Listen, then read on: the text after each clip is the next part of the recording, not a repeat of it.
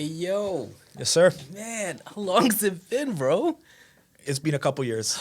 It's been a couple years. It's been too long. Man, it's good to have you here. Yes. I was sitting here and I was like, all right, my boy JD is gonna be on.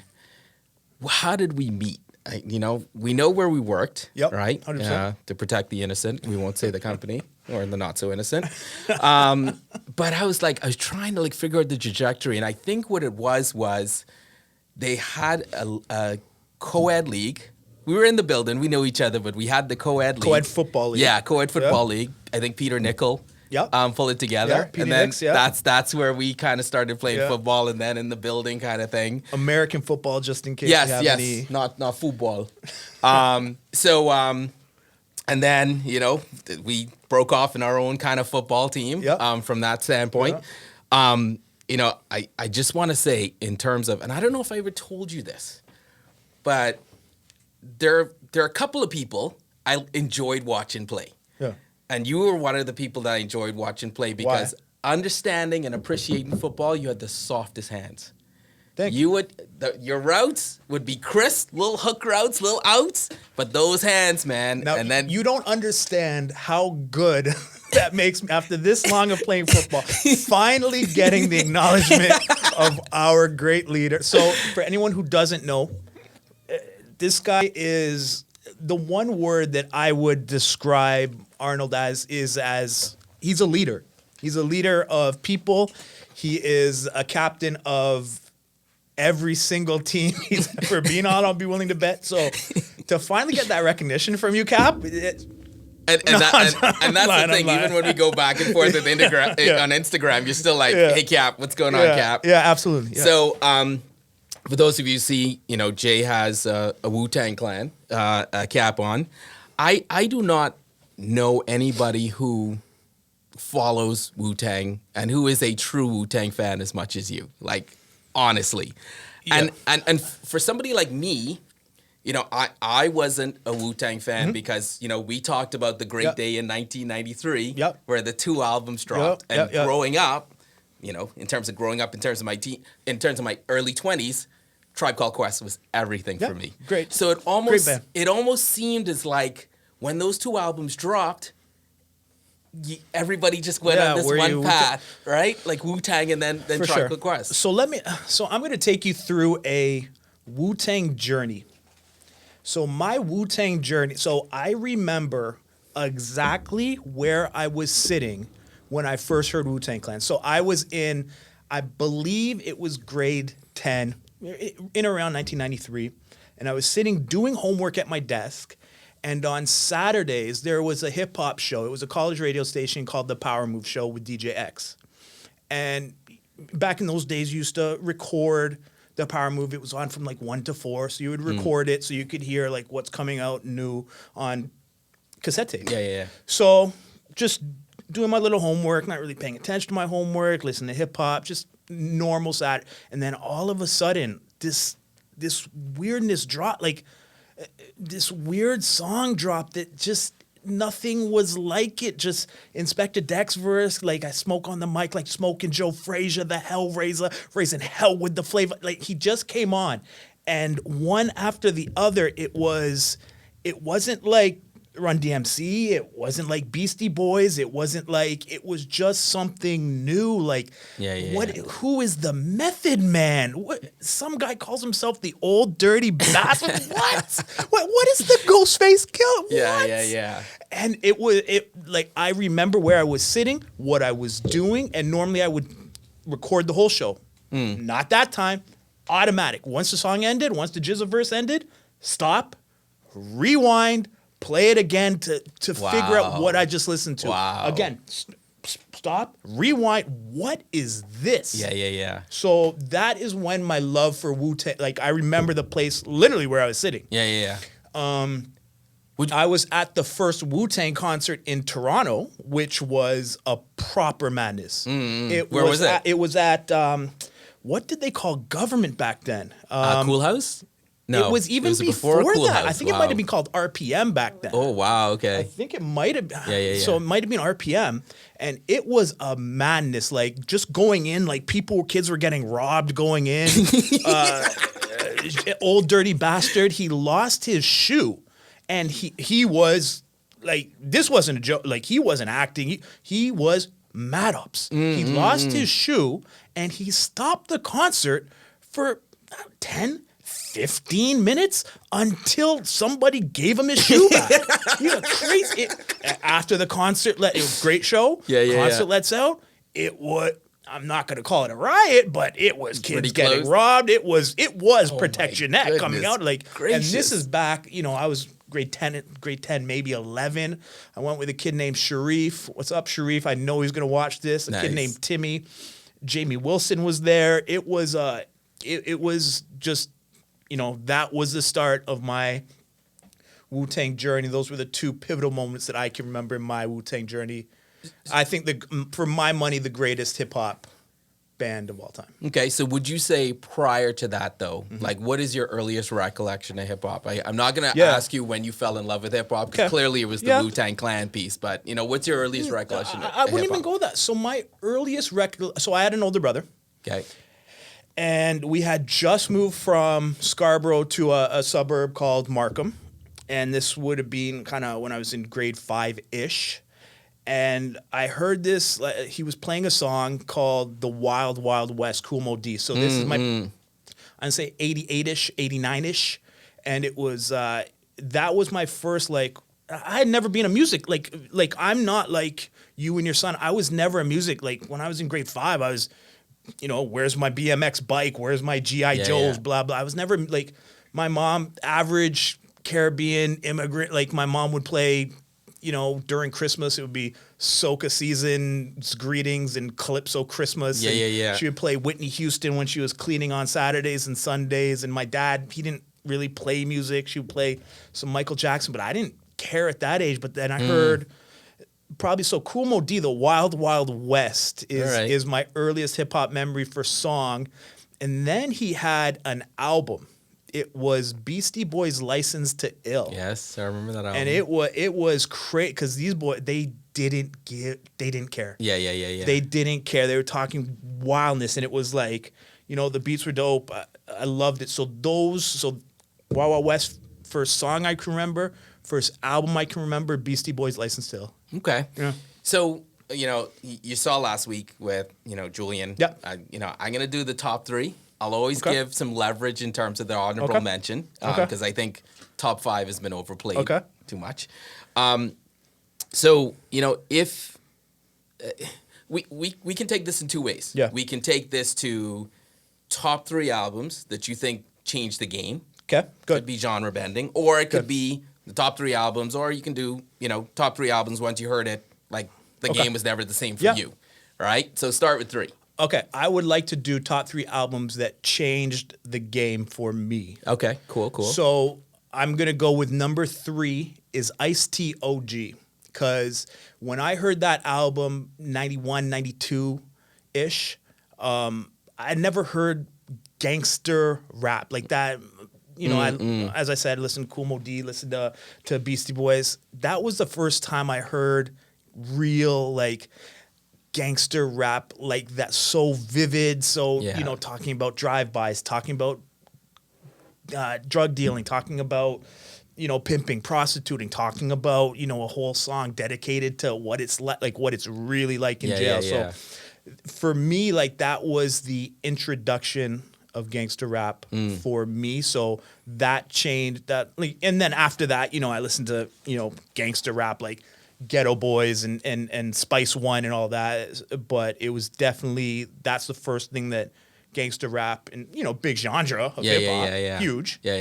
So changed the game for me. What's yours? And the thing with just prior to that though, the Ice-T thing, I think when all is said and done, he's a 5-tool player, right? Like, I mean, if you look at what he did with Body Count, right? Body Count was sick, right? And I mean, you know, shout out to Evil Dick. I mean, it's a good song. I'm just saying, check it out.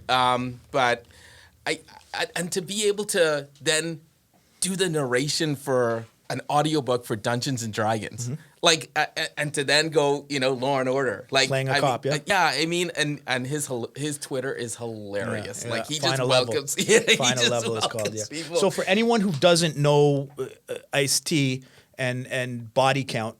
He was, I'm gonna say, one of the first rappers to do rap rock. Like, so his group was called Body Count. He had a very, very, I guess their most popular song was called Cop Killer. Like it got national attention. Yep. It was called Cop Killer, and it was, if you haven't heard it, I highly suggest go download it. Yeah. It is wow. So for me, my number 3, I gotta say, Mobb Deep, the infamous. I mean, that album, Queensbridge. Listening to that album was one of those albums when you want to talk about storytelling. Yes. Yeah. And when you want to talk about an album that was so atmospheric with the music and the lyrics that really transformed you to where, they're jumping in that car in the rain, trying to make a getaway. Yeah. You felt all of that, right? Yeah. And I mean, Temperatures Rising, like when that drops, I mean, the beat that just comes in. So, I mean, that is, I would say that's my number 3 in terms of a song. Fantastic album. Prodigy was, no disrespect to Havoc, but Prodigy was, I mean, he's so underrated. No one talks about him, but when you look at what he's got bangers. Yeah. His stuff bangs, and no one really talks about him, but groundbreaking album. Absolutely groundbreaking, 100%. Yeah. So what would be number 2 for you? So again, if we're talking about like change the game for me, I'm gonna go Nas Illmatic. I just think just from beginning to end, like when you hear New York State of Mind comes in and just the piano beat. I don't know if it was I think it was Premier who did the. I think it was Premier who did that beat, and just beginning to end. Just how he paints a picture with his words, and for not like Nas coming in, first time I heard Nas was off of, I think it was off of a Main Source record, in one of what's the name, K-Cut or Kid Cut. He's actually Canadian. He was DJing just a while ago in bars in Toronto, so it's up to him, but It was just so vivid, and in that Main Source song, he had a line that I'll never forget that really like shocked some people when he said something to the effect of, "When I was 12, I went to hell for snuffing Jesus," and that just what like black people didn't talk about killing God. Like that's not a thing.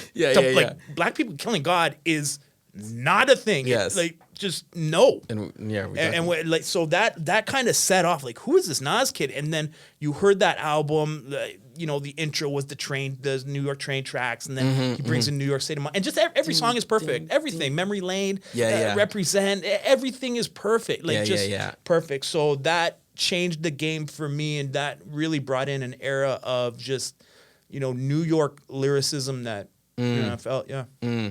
So I would say for number 2, and I mean, this is an artist that for a good while was my number 2 hip hop artist. I mean, nobody will ever eclipse Tyler. So, but Kendrick, King Kendrick, and To Pimp a Butterfly. I mean, when I heard that album, I was like, it was back to back, and it was such a journey. And I don't know if you listened to the Dissect podcast. I did. I did hear a couple episodes. Man, like when to hear that album, then listen to the Dissect, and then go back and listen to that album. That is a journey that he was on in terms of that album, and just what a dollar's worth. I mean, I think that was one of Obama's favorite kind of tracks, but just the depth of that particular song, in terms of his disassociation with him being famous and the disassociation of that individual, bringing him down to his humility, right? And grounding him. And these walls, like the concept behind that was just crazy. The analogies that he was using, it was just a nuts album. Yeah. What did you, great album. Yeah. What did you think of Good Kid?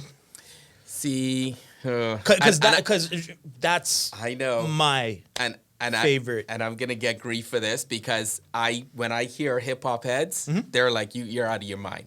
It's Good Kid Mad City, or some people for Section 80. I think it was, if you look at it, it was raw, you know, coming up, and he was cutting. I think production-wise, though, was To Pimp a Butterfly was his pinnacle. I'll agree. Right? Yeah. And I'm going to talk about my number one, and you're going to see a trend here. But I just think it was one of those albums where I don't know if he's kind of stuck now, because then he did like Damn, and then he did like the Black Panther, and then like now he's pulling a Rihanna. So I don't know if he's like trying to figure out how he What can. do you mean he's pulling a Rihanna? Like in terms of releasing an album. Like okay. Yeah. So I don't know if, you know, if he's trying to like get to that pinnacle, and he can't get to that pinnacle anymore, right? Okay. But he's been usurped by Freddie Gibbs. We can have another conversation about Freddie Gibbs.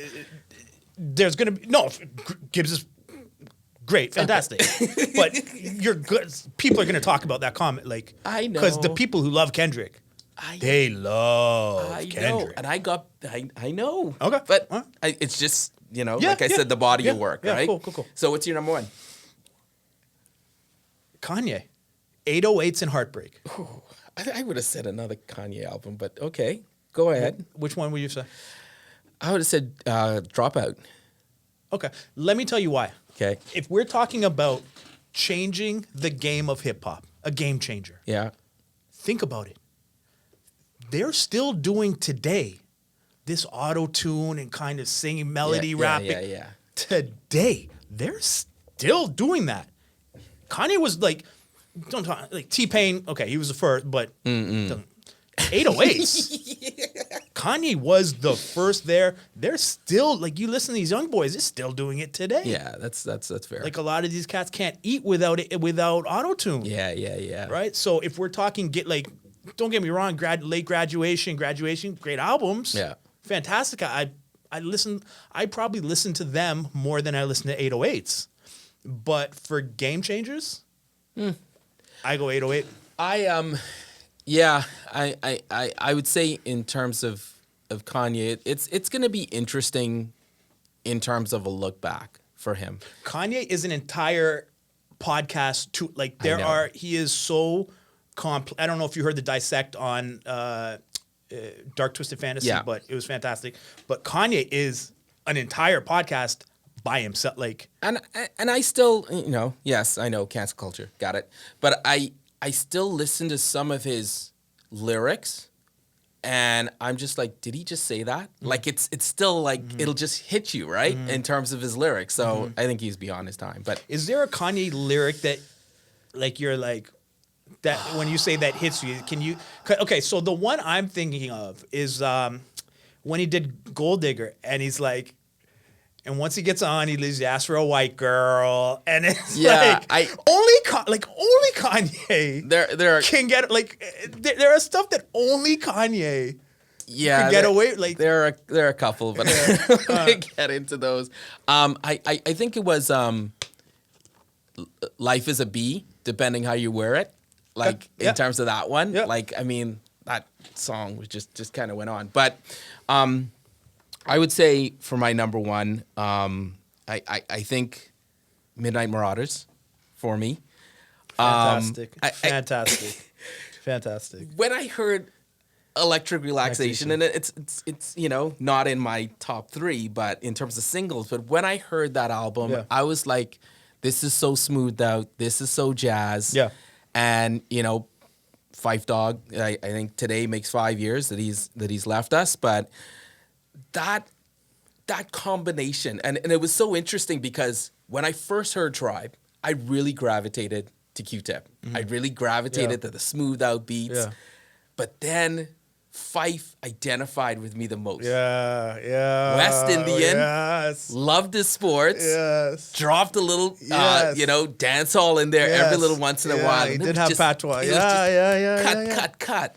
And it's interesting now, like, when, like, my son listens to it, he's all Q-Tip. Okay. And I would be like, no.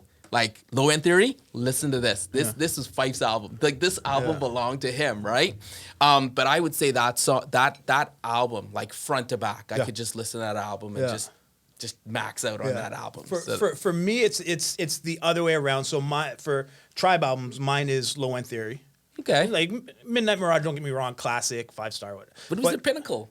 Pardon me? It was the pinnacle, though, in terms of production, I think. In terms of production, yes, but in terms of like bringing a new style, I would say, just the jazz, just, hearing like Q-Tip's voice, hearing Fife come in, that, it's got Scenario, probably, yes. One of the most known, 90s hip hop songs. So, I mean, everybody got on the floor for a Award Tour. Like, who wasn't going to get on the floor for that? And I just want to come back to one thing that you said, just in case people don't know. So Arnold mentioned at the beginning a day in '93. So what I assume you're talking about is in one day of 1993, Snoop Dogg dropped Doggy Style. Midnight Marauders was dropped.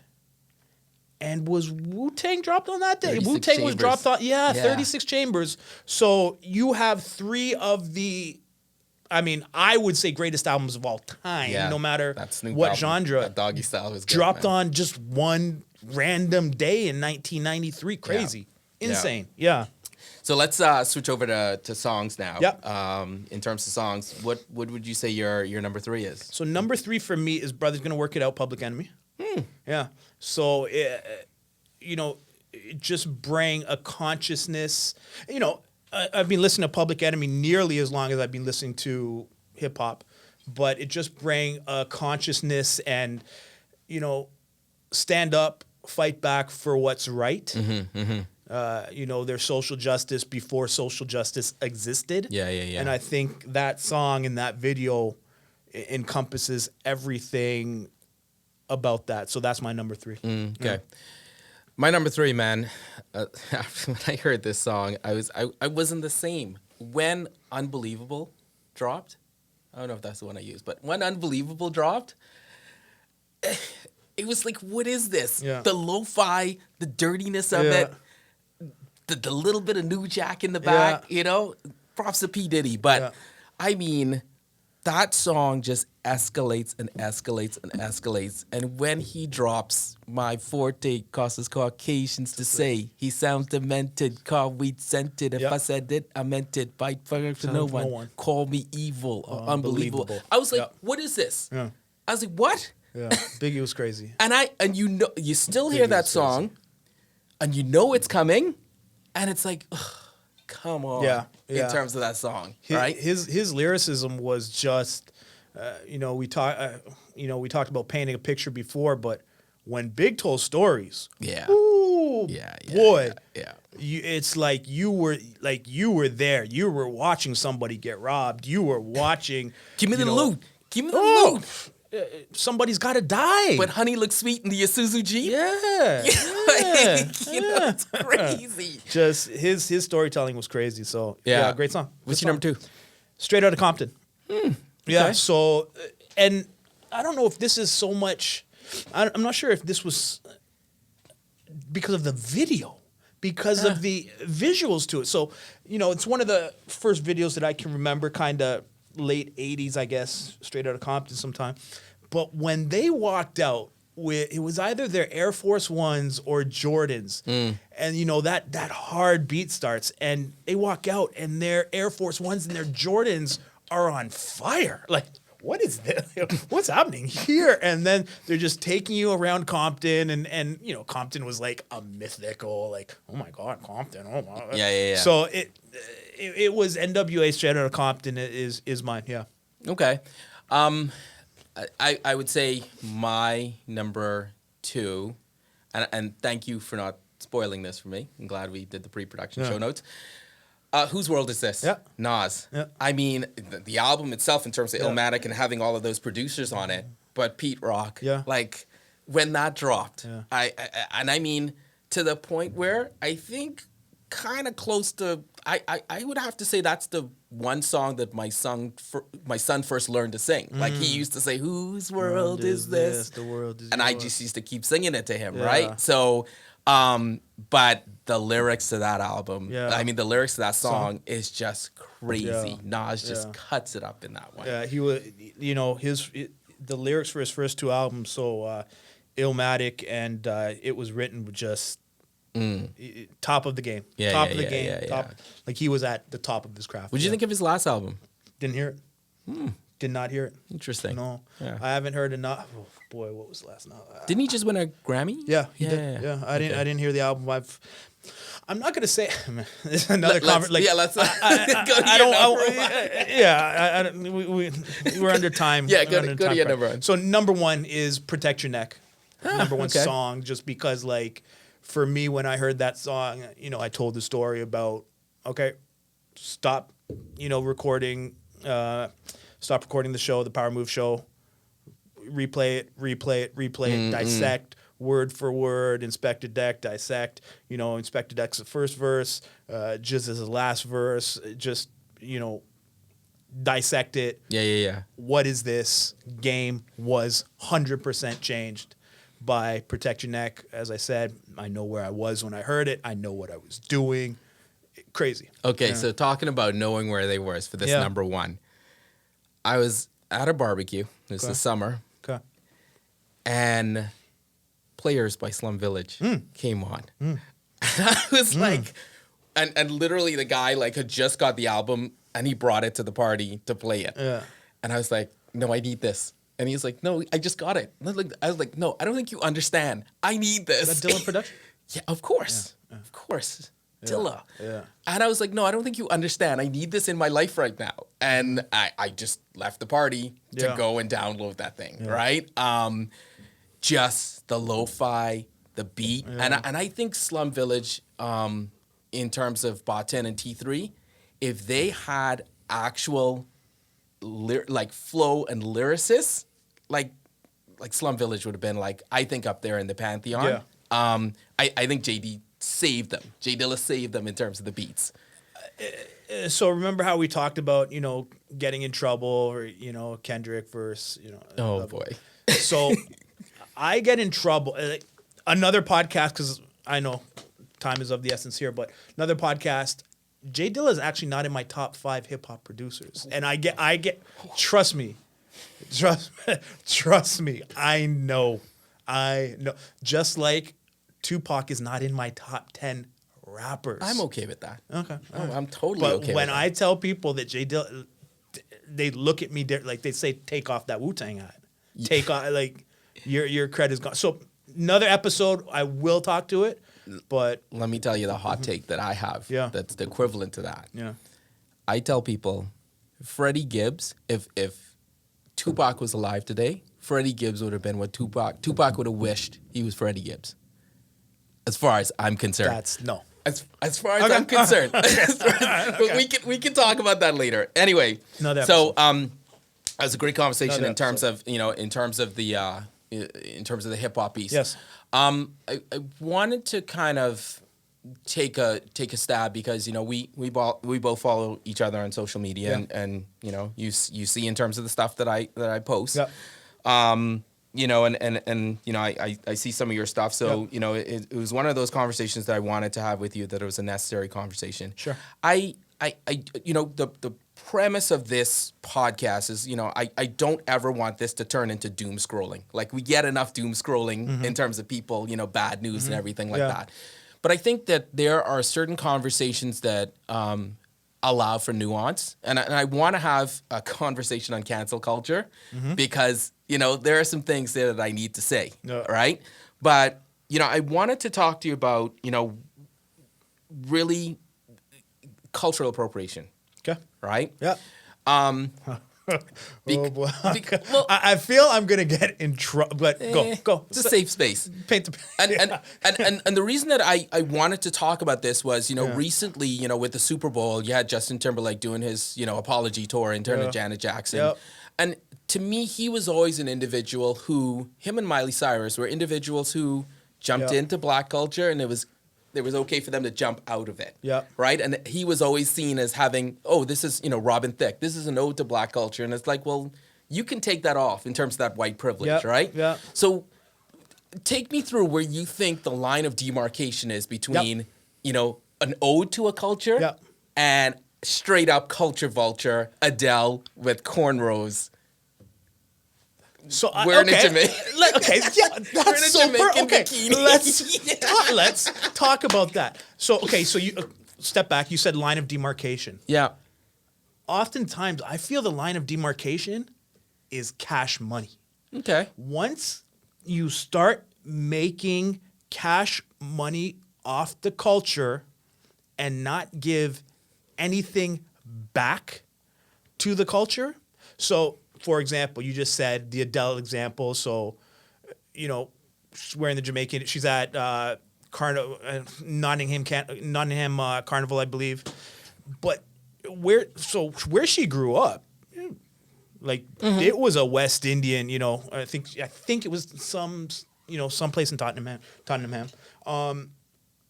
I feel she wasn't doing that for the money. Okay. I feel she was doing that to, represent, okay, this is where I grew up. This is what I know.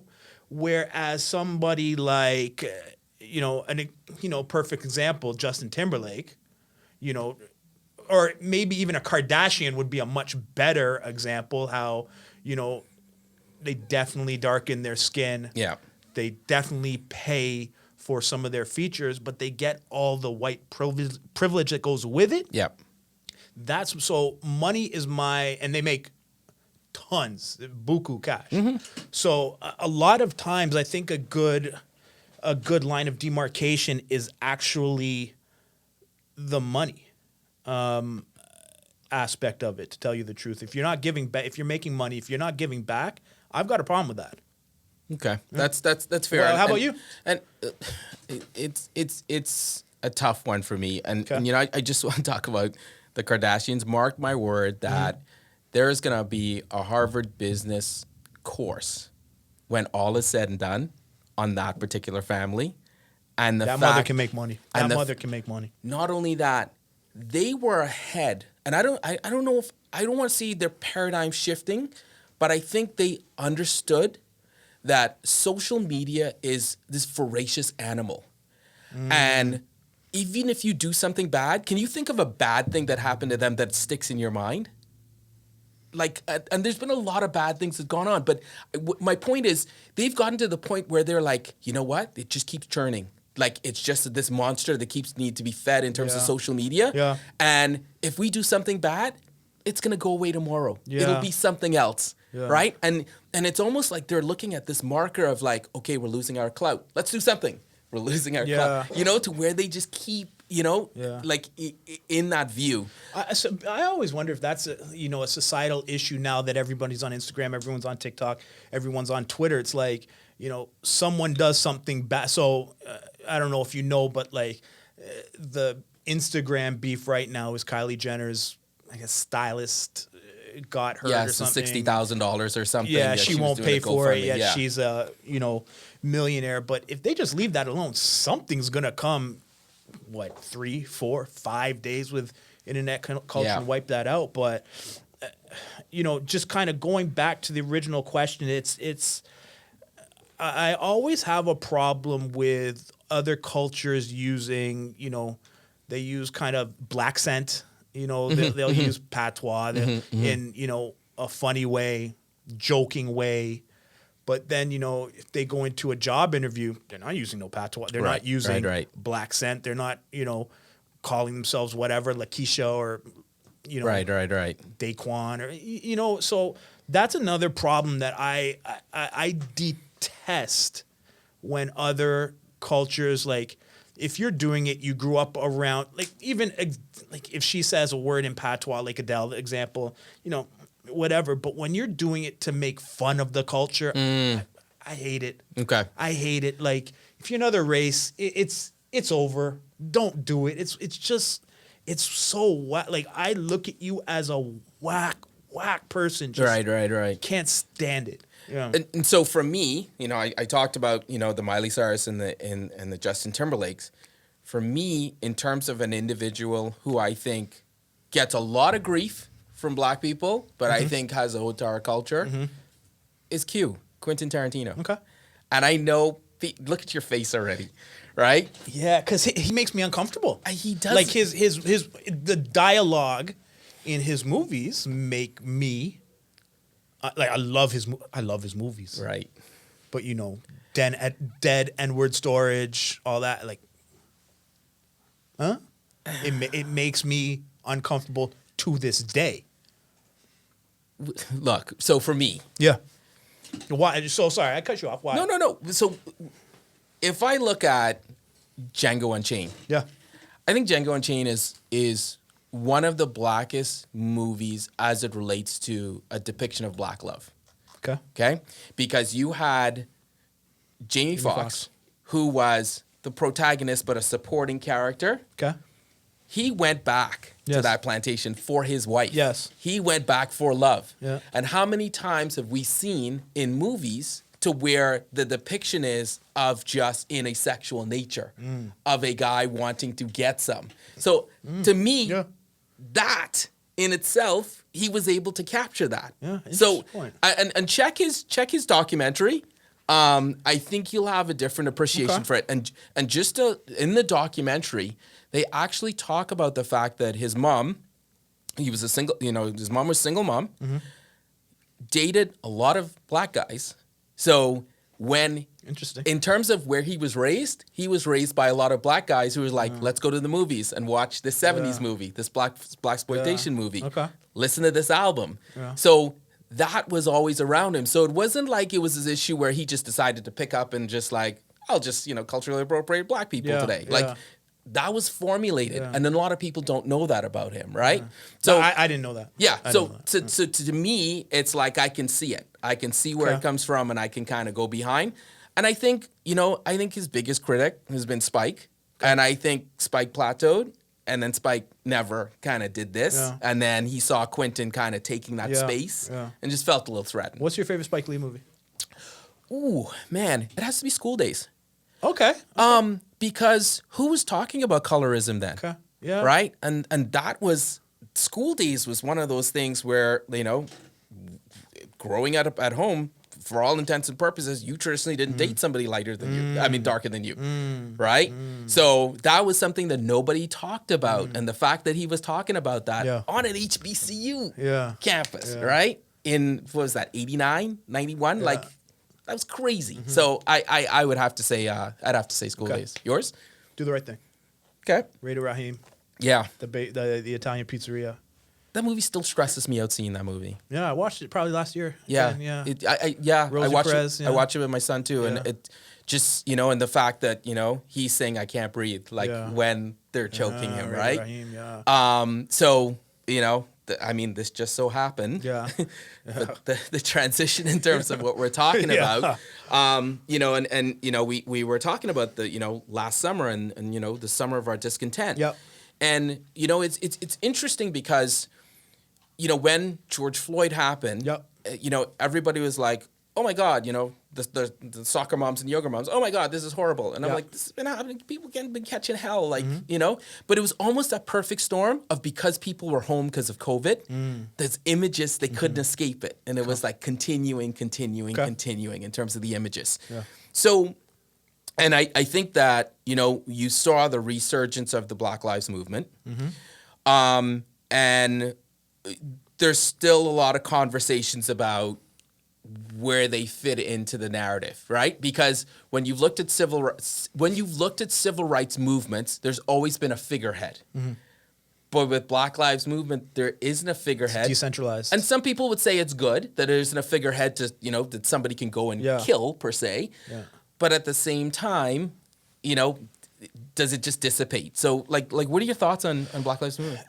So I think there's two things. So I think there's one, BLM, and two, police. So to start with BLM, it's definitely needed, but I have concerns about,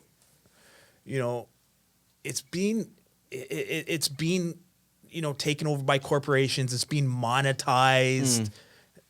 So it's the performative, performative allyship let's face of it. Some facts. How many of those corporations are black people running?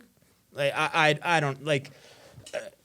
It's grown into it went from a grassroots movement, decentralized grassroots movement, which I liked, which I supported, to something, you hear about stories about people donating money to the wrong Black Lives Matter charity, and guys, taking hundreds of thousands of dollars for these Black Lives chapters that are not, it's just a guy. You hear stories like that, and just the commodification of it, like, when George Floyd and Breonna Taylor happened, BLM was everywhere. It was on corporate Instagrams, and now, I'm not really seeing it with, like, where'd it go? Yeah. What happened? And my response to that, every time I saw a Blackout Tuesday or whatever, it's like, if you want to show me your corporate boardroom, right? Yeah. Show me that. Put that on your Instagram. Yeah. And then so I can see where true change is. Yeah. And it was like, you had, those individuals who were just into performative allyship when, they changed the bottle of Aunt Jemima and Uncle Ben's. And I'm like, black people still catching hell. How do you see this as progress? Because they're doing what they need to do to sell more stuff, right? It's like, so, I think that's a real challenge. So, you had mentioned defund the police. Yes. And, I would say as I've gotten older, started off as a 17-year-old way over here on the progressive side and wanted to change the world when I was in university. And, as I've gotten older, there's certain things that you got to come to terms with. So, I'd come a little left of center. I am a huge studier and fan of language and the narrative around language. I know exactly where you're going. I love it. Okay. Go. Yes. And when I said, when I started to hear that clarion call of defund the police, I was like, time out. And as soon as I said time out, though, it was like, it was like, what are you talking about? And I was like, I said, we need to figure out how to have this conversation in a more nuanced way. So I know the slogan is nice and catchy and, it sounds like just burn it all down, but there needs to be a conversation about what police reform looks like, as opposed to these monikers. Because when you have these monikers, yes, you identify it around it, but it's then used to weaponize also, right? So what are your thoughts on that? I know, some people are going to listen to this, and I'm definitely going to get side-eyed. Safe space. Yeah. Hashtag safe space. I thought you were going to have a cancel culture podcast. Oh, my God. That one? Yeah. If I'm on it, I'm in big trouble. But anyways, I believe in marketing is such an important thing in this world. How you market yourself, how you market movements, how you market other things, market a pair of Jordans over there, market what. When I hear defund the police, it's such a for me, I hate that slogan. It's not like when you dig a little bit deeper and you go into it, it's not defunding the police. It's reallocating police budget. Right. So in my area, just, the thing that automatically comes to me is the police horses. So I live in a neighborhood, along Queen Street Queen Street, Toronto, that you always see the police horses riding up and down. And I never even thought of it, but there was an article about how many tens of thousands of dollars these police horses cost. And I've seen them deployed probably once in my life, and that was at the G8 summit when there was a little bit of civil unrest. But for the amount of money, do you need those horses, please? Take those horses away and then you can reallocate them to counselors or whatever. But, it's just, I hate the word defund because it's not the right slogan, and it comes down to marketing. You go into some basements in Scarborough with your family and, defund the police come up and, there's always a roadman who's like, yes, once police is defund, oh, yes. Yeah. They're going to see, there's always a roadman that says that. But I hate the marketing behind it. I think, I wish it had have been changed because, when people like my parents hear defund the police, they're old school West Indian immigrants. Yeah. They're not, come on. Police? this society they would think this society might burn down. I may or may not think different. Yeah. But I think the police are needed, and I think the police, good police. I think good police are needed in society because like there's a lot of bad people, So, when I say police, when you're having a defund discussion, and I say that I feel we need police. I always get a side eye. Yes. I always get a comment. Yes. When, I just wish instead of defund, it had have been reallocate. Yeah. And I think it's not catchy, right? No, so that's why, not, right? Yeah. And just to your point about the horses. Yeah. I'll nobody knows where I work, right? Anyway, so the horses, to me, when I see those horses, when I'm standing on the street and I see those horses and I see that cop looking down at me from that horse, I don't know if it's generational trauma, but I feel like I'm on the plantation and they like having those horses as that kind of overseer piece, right? Now, it's like KRS-One says, officer, officer, officer, overseer, overseer, overseer, So for me, that triggers that in me. Now, the reallocation of the police piece, the militarization of the police that has been happening, that has been going on, is insane. Crazy. Okay? Like when they came out with those gray RoboCop. You remember RoboCop from back in the day? Like it really looks like these guys are going to war. And you have to use, from a military-industrial complex standpoint, you have to use the money somewhere, right? So it's like, let's put it into police budget. And I think two fundamental things need to happen. Obviously, from a mental health standpoint, they need to be able to make an assessment. I'm not saying that the cop shouldn't show up, but somebody should show up, with it. I heard some stat where it's like you have to take more hours to train to be a barber than a cop, right? Okay. And I think there should be some psych profile to where it's like if they see that they're on, some kind of level, like send them to war. As and I think that the only way that the police are going to respect the communities is they have to live inside the communities. Interesting. Right? Interesting. Because if you live inside the communities, they can see you mowing the lawn. Right?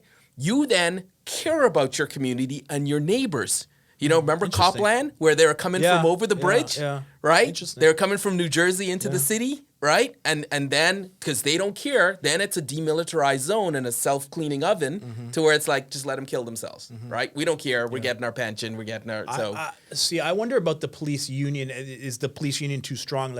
And full transparency, I have a few good friends who are police officers, and they are good police officers.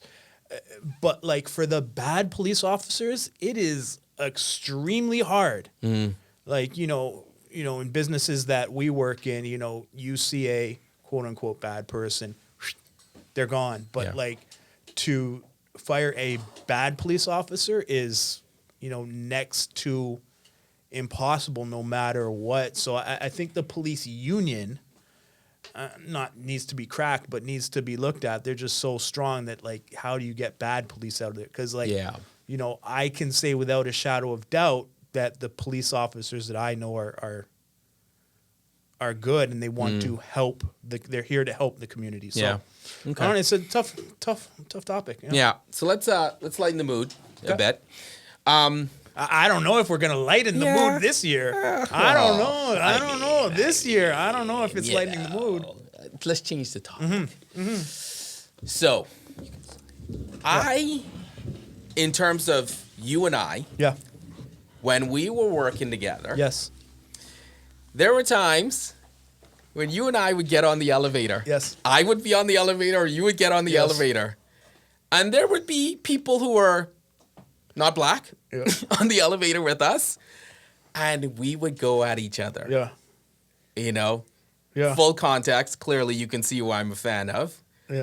Jay is the most hardcore Bills fan I have ever met in my life. There's a Bills fan, then there's you. So again, when I remember where I was when I heard Protect Your Neck, I remember where I was in 1990. So I remember where I was in 1990 when Scott Norwood missed the kick against the New York Giants wide right. 1990. I remember where I was. I was sitting at my parents' house. I remember, all the losses. I remember the loss to the Giants. I remember the loss to the Redskins 91. I remember the loss to the Dallas Cowboys 92. I remember the loss to the Dallas Cowboys in 93. I love the Buffalo Bills, and that will never, ever stop. I have had, I'm a Red Sox fan also, and I've had my heart broken many times. Yeah. I don't know if I would have recovered if my team went to 4 straight championships and lost. And I watched the 4 falls, and I wanted to drive over to your house and give you a long embrace. Because it was insane to go through that. So not just that, just a history of until recently, ever since Jim Kelly retired, a history of futility, whether it be the Music City Miracle or drafting J.P. Lossman. It has not been a good run for Buffalo. We are changing that around. Yeah, but it's looking good. Yeah. So, want to talk about the Raptors. Yes, sir. All right. Now, I am out of my depth in terms of basketball. Casual basketball fan. Raptors fan. However, I wanted to bring in a ringer. All right. Got my ringer today. Somebody who I will be at home minding my own business, and then I will get a text about how the refs are, this, that, and the next thing. And I'd be like, oh, I guess the Raptors lost. So this is an individual who is, for those of you who watched the podcast last week, this is Julian's mom. So I got a lot of kudos in terms of, what's just such an amazing kid. And I was like, well, I didn't do it all myself. So this is the second half of doing it. So you have her to thank in terms of not only raising Julian, but helping me with it. Co-parenting at times has been a little treacherous with me, I would admit. But we have amazing relationship as it relates to co-parenting Julian, and I'm very lucky to have you as a co-parent. There are Raptors fans in Toronto. There are female Raptors fans in Toronto. But just let me tell you, when my child was being born, I think that was the first year that the Raptors was 01, right? Yeah.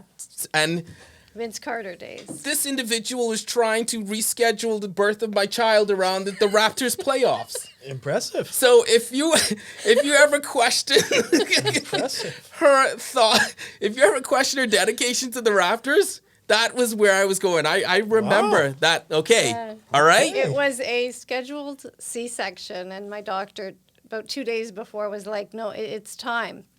It was a Thursday, and I'm like, let me think about that. And I was like, can we, another day, because the Raptors are playing. And he did not get it. And he's like, that's the day I'm working, so that's the day you're coming in. So Impressive. Yeah, so I have watched LeBron James take your heart numerous times in terms of being in the East. And certified Raptor killer. LeBron James. You crumple. Certified Raptor killer. Now that he was, out of the conference, and now that you are not a long-suffering Raptors fan, but a ring-holding Raptors fan, does it feel any different to be a Raptors fan for you? It's amazing and frustrating, especially the last few weeks. So you can you can imagine. It's changed because when we're on these losing streaks, you're more frustrated because you've experienced what it is to win. So you know the potential that they have. So obviously that win was one of the most incredible things. So, and because we're such an underdog, it feels even better. Right. And I was on a high for days. The parade, oh my God, it went on forever. And but I've always been one, and you know that. So it didn't, it was a long time coming, I would say, the win. It was a long time coming. But I think I'm just as strong a Raptors fan now as I was before. So I don't think that's changed, but it's just, it's experiencing that win now. It's kind of like it's almost your expectations of the team are higher now. Right. Yeah. A lot of people have jumped off the bandwagon. A lot of people. Oh, yes, this year. yes. Yeah. I mean, I mean, it was really nice to see people who never watched basketball start. I don't Great really. for the city. Great for the Yeah, city. I don't mind the bandwagon thing that much. Because there are a lot of Leafs fans, like, that came over, is what you're saying. Yeah, it's nice to see people like basketball that much. Like my dad, believe it or not, who never watched basketball in his life, is now since then watching basketball every single game. Wow. And I've even caught him watching other games that aren't Raptors Wow. games. So, and that dude's hardcore football. Yeah. Was he Juventus? No, Milan. Okay. God, don't even say that. Yeah, so that's kind of neat, right? That other people are on it. But it's awesome. Being a Raptors So fan. Jay, what's it been like for you? So this year, so I just want to, just so everyone knows, kind of, this year's been tough for the Raptors, where we don't have a home. We're playing in Florida. The team a few weeks ago was just decimated by COVID. Yeah. No home, COVID. We lost our centers, so at the beginning of the season we don't have. We lost Mark, we lost Serge. So it's been a tough Raptor season, but when we went on that run, so there are so many things that happened in that run. But hang on. Before we get to that, so I just wanted to hear kind of right now, basically how you feel, like in terms of your expectations. Are you at peace? Are you I want more? We got our chip. Okay. We got our chip, and when we were going through the playoff run, I told all my friends, remember these days. Remember each and every second how this feels. Like I put on my Instagram, like to everybody who I know. Remember how this feels, because in the NBA you need to be able to get free agents. Now you need to be able to get free agents to build that team. It's not the San Antonio Spurs when you can draft Ginobili, Parker, and Duncan. It's not those days. Yeah. Super and teams. Toronto, we don't get free agents. The only free agents that ever signed with us was our own guy, DeMar. So, remember those championship days, because I don't know when they're coming back. I so feel like that as an Eagles fan. I'm totally at peace, because every single second of that playoff run burned into my memory. Nice. Burned. Yeah.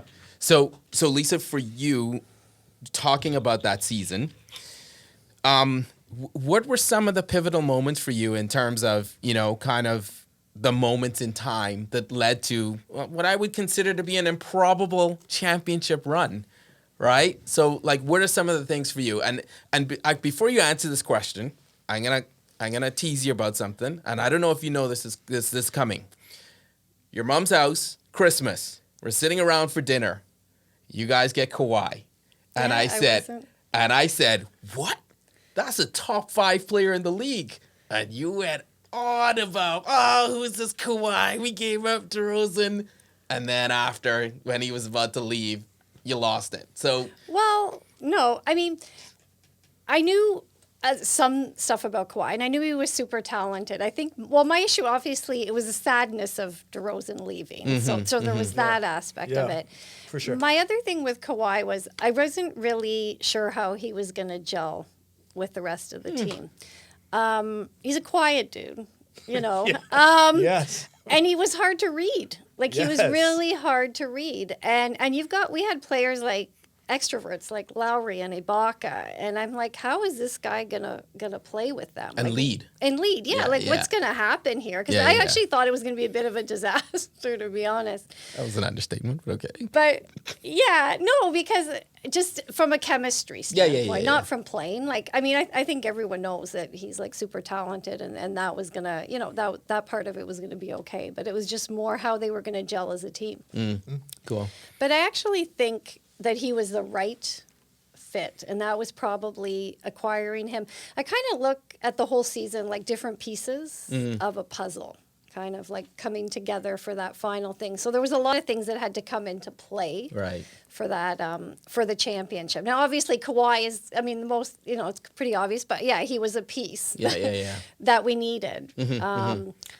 But the way he was, I think, actually was a good fit because I find him to be he always appeared very focused, confident, and nothing fazed him.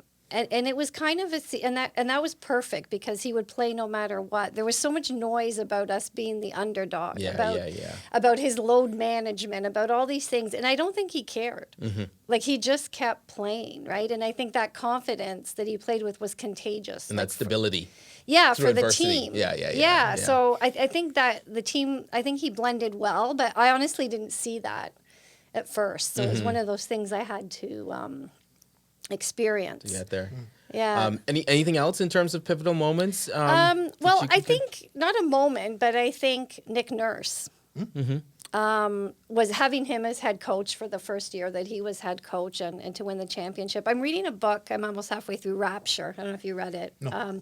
Phil Jackson wrote it, and it's on the journey that Nick Nurse from, what happened to get him to be, an NBA coach. And I find him to be very unconventional, and even his route that he took. I mean, he always wanted to be an NBA coach, but he coached about 14 or 15 different teams in 4 different countries. He was in Europe. He coached some kind of pretty lousy teams, and he was always coaching like the underdog, and he had to do stuff to get them to be better or to win, kind of thing.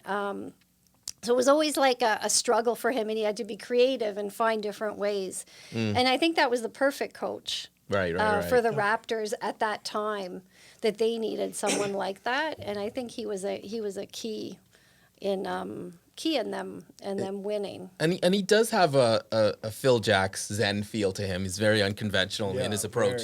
So Jason, guitar, just I know you got a lot to say in terms of this trajectory. So we started up in our pre-production meeting in terms of talking about it, and I'm like, hold on. Yeah. I need to hear this live and direct. Yeah, like you mentioned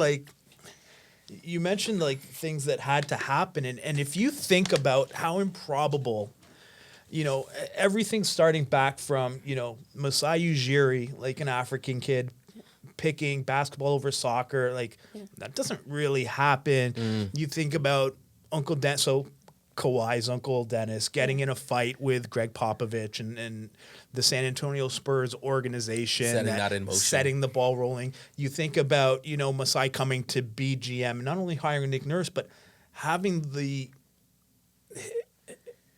gusto, where do you get your balls from to trade DeMar DeRozan, the greatest, at the time, the greatest Raptor in history. Yeah, it's pretty the gutsy. guy who came back to re-sign with the Raptors.